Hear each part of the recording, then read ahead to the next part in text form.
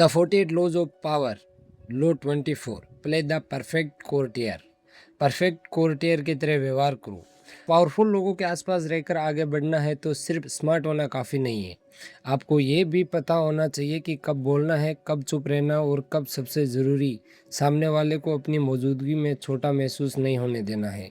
इतिहास में से बहुत से लोग हैं जो खुद राजा नहीं थे, उनके पास अपनी कोई बड़ी सेना नहीं थी, फिर भी वे राजा के सबसे करीब थे क्योंकि उन्हें एक चीज़ आती थी, पावरफुल लोगों के साथ कैसे व्यवहार करना। इसी कला को रॉबर्ट ग्रीन ने लो 24 प्ले द परफेक्ट कोर्टियर में समझाया है। एक समय राजाओं के दरबार में रहना आसान काम नहीं था। आप राजा के बहुत करीब होते हो, लेकिन यह आपकी सबसे बड़ी ताकत भी है और सबसे बड़ा खतरा भी। एक गलत शब्द, गलत समय पर की गई बात या राजा का ईगो को चोट पहुंचाने वाली छोटी सी हरकत और आपकी पोजीशन ख़त्म हो सकती थी। इसलिए कोर्टियर को सिर्फ इंटेलिजेंस होना काफ़ी नहीं था, उसे लोगों को पढ़ना पड़ता था, उसे समझना पड़ता था कि किस समय किससे क्या कहना है, किस बात पर अपनी राय देनी है, किस बात पर चुप रहना, और सबसे महत्वपूर्ण, अपनी इंटेलिजेंस दिखाते हुए भी सामने वाले को थ्रेड महसूस नहीं कराना है। यही परफेक्ट कोर्टियर का असली कला थी। कल्पना कीजिए, दरबार में राजा कोई नया आइडिया रखता है। अब एक व्यक्ति तुरंत बोल देता है, महाराज ये आइडिया गलत है। हो सकता है उसकी बात सच हो, लेकिन उसका राजा का ईगो को सीधा चैलेंज कर दिया।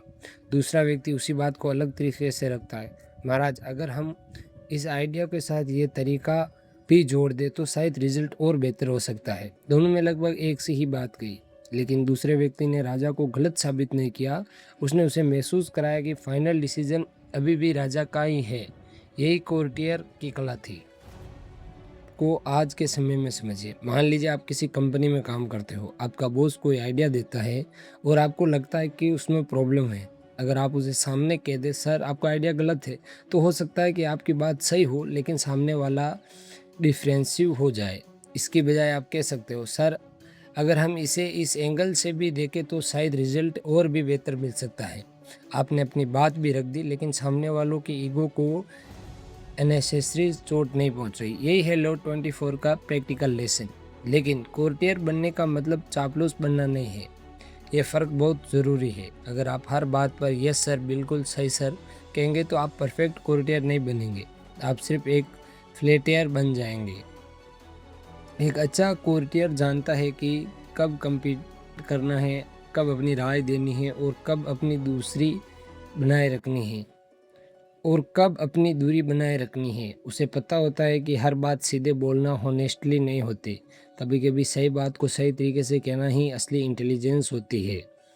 इस लॉ में रिनाइसेंस के कोर्ट की दुनिया का उदाहरण देते हैं, जहाँ बाटसर कास्टगेलोन की the book of the courtier जैसी रचनाओं में कोर्टियर के व्यवहार की कला पर चर्चा होती है। एक परफेक्ट कोर्टियर में सिर्फ नॉलेज नहीं होना चाहिए था, उसमें ग्रेड होनी चाहिए थी, उसका व्यवहार नेचुरल लगना चाहिए था, वे अपनी एबिलिटी दिखाए लेकिन ऐसा ना लगे कि वे हर समय खुद को साबित करने की कोशिश कर रहा हो। यानी पावरफुल दिखने की कोशिश मत करो, इतने कंफर्टेबल और कंट्रोल्ड रहो कि आपकी एबिलिटी खुद दिखाई दे।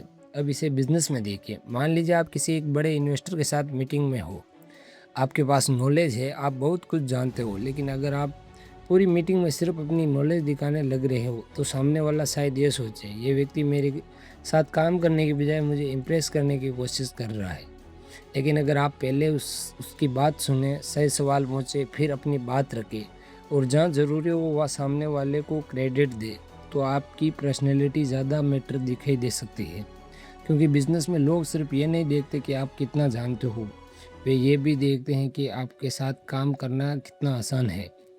यही कारण है कि कई बार बहुत टैलेंटेड व्यक्ति पीछे रह जाते हैं और एक एवरेज लेकिन सोशल इंटेलिजेंस व्यक्ति आगे निकल जाता है, क्योंकि पहला व्यक्ति हर जगह अपनी इंटेलिजेंस साबित करता रहता है और दूसरा समझता है कि हर रूम में सबसे स्मार्ट दिखना ज़रूरी नहीं है। परफेक्ट कोर्टियर की एक और खासियत थी, अपनी उपलब्धियों को बिना ज़रूर दिखाने बनाना। मान लीजिए आपने कोई बड़ा काम किया हो, आप उसे इस तरह बता सकते हो कि सामने वाला महसूस करे ये व्यक्ति बहुत कैपेबल है, या आप इतनी ज़्यादा तारीफ खुद की कर दे कि वे सामने वाला सोचने लगे हर व्यक्ति खुद से बहुत प्रभावित है। ये व्यक्ति खुद से बहुत प्रभावित है। दोनों में फ़र्क सिर्फ कम्युनिकेशंस का है। इसलिए अपनी वैल्यू छिपानी नहीं है, लेकिन उसे चिल्लाकर बताना भी नहीं है। Let your ability speak for इट्ससेल्फ।